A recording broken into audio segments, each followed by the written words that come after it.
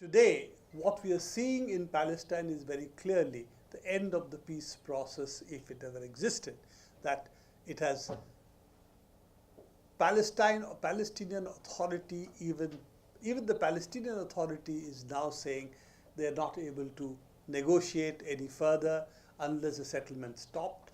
And of course, the Israeli government, the political establishment, almost unanimously is saying settlements are not going to stop. So this is where we are at the moment. So if you talk to the people and you talk to the political leadership, it's very clear that we are at a crossroad by which the Oslo peace process, whatever existed, is no longer credible. And whether the two-state solution is feasible or not is a different issue.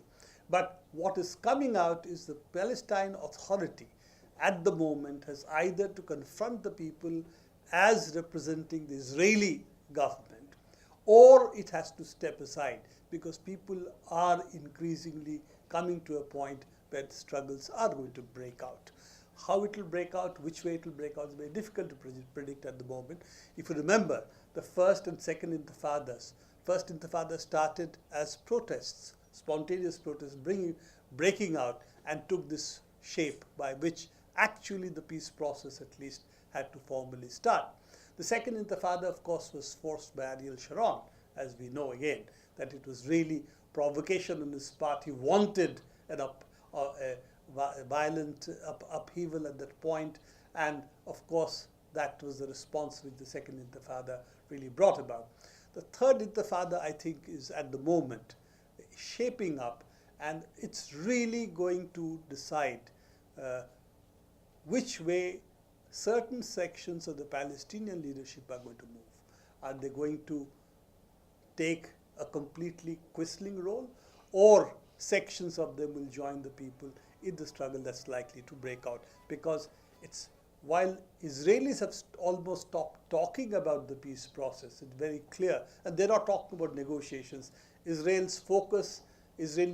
politics focus is entirely different. So the talk about the Palestinians is not even on the agenda of the politics in Israel today. The settler section seems to have dominated the Israeli politics, is dominating Israeli politics more and more. They're setting the agenda for inside Israel. So given all that, its only future trajectory seems to be at the moment that how struggles break out, when struggles break out, and at that point, the Fatah leadership, which even today heads the Palestinian Authority, if it doesn't step aside, then it will really be considered something that the people will have to struggle against as well. Now, you could also see that Hamas have gained ground in Palestine. That's visible.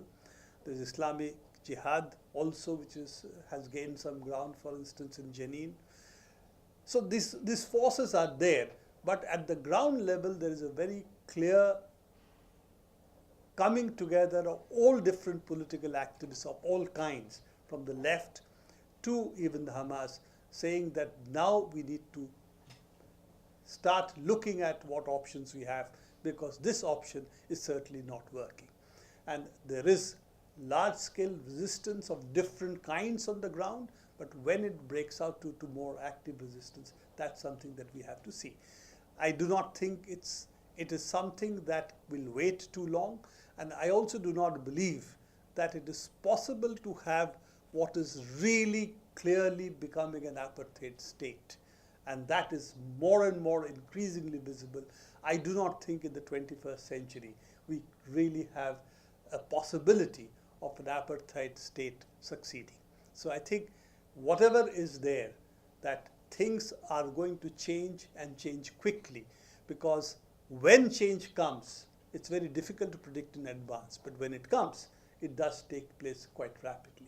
So I think we are going to see, I'm always very hopeful on this, that we are going to see a change in Israel, because historically, I do not believe a state like this can really survive.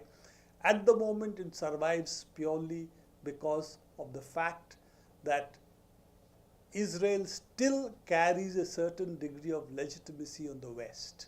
And because of the kind of correlation of forces having changed after 1989 with the fall of Soviet Union, that decolonization and what it carried is no longer on the agenda, it appears.